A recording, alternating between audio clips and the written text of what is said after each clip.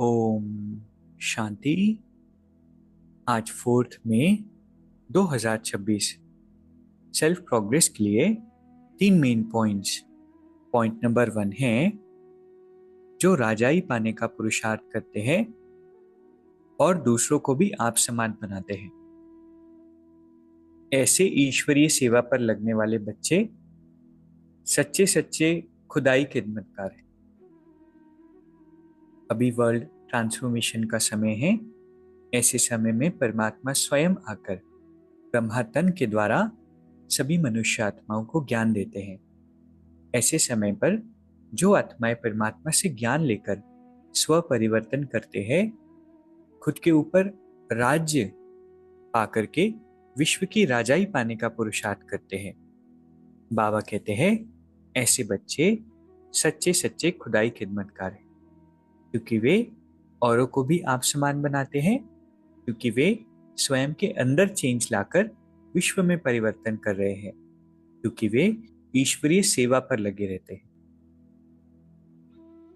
दूसरा पॉइंट है, स्वयं के संकल्पों की उलझन अथवा सजाव से भी परे रहने वाले पास विद ऑनर भाव।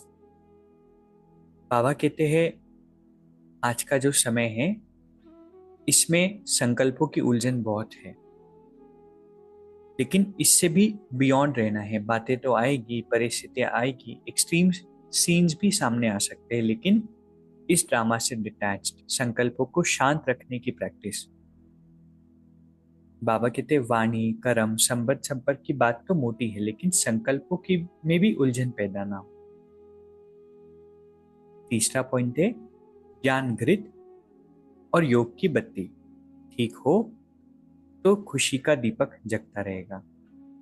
इतनी सुंदर बात है ना। भले ही समय कलयुग का है, समस्याओं का समय है, ऐसे समय में भी खुशी का दीपक अगर जगाना है तो ज्ञान का घृत और योग की बाती, ये दोनों ही ठीक रहना चाहिए, क्योंकि योग की बाती के लिए भी ज्ञान का घृत आवश्यक होता है। जब तक बुद्धि में ज्ञान नहीं होगा तब तक योग युक्त अवस्था हो नहीं सकती, और जितना योग हमारा पक्का होगा उतना फिर ज्ञान भी अच्छी रीति समझ आएगा। तो आज की 3 सुंदर शिक्षाएं हैं। पहला, खुदाई खिदमतगार कौन है? जो राजाई पाने का पुरुषार्थ करते हैं, औरों को भी आप समान बनाते हैं, ईश्वरीय सेवा पर लगे रहते हैं। दूसरा, स्वयं के संकल्पों की उलझन से बियॉन्ड हमें जाना है। बातें सॉल्व नहीं करनी है, बातों के ऊपर उठना है। सोल्यूशन के बारे में जरूर सोचना है, सोल्यूशन के लिए जो एक्शन चाहिए वो भी करना है, लेकिन बातों के चिंतन की जगह उनसे अनअफेक्टेड रहना है। तीसरा पॉइंट है, ज्ञान घृत और योग की बातें ठीक हो तो खुशी का दीपक जगता हो रहेगा। अभी 1 मिनट हम मेडिटेट करेंगे। मैं एक शक्तिशाली आत्मा हूं, परमात्मा की श्रेष्ठ संतान। बाबा के प्रकाश के ऑरा में मैं आत्मा सुरक्षित हूं।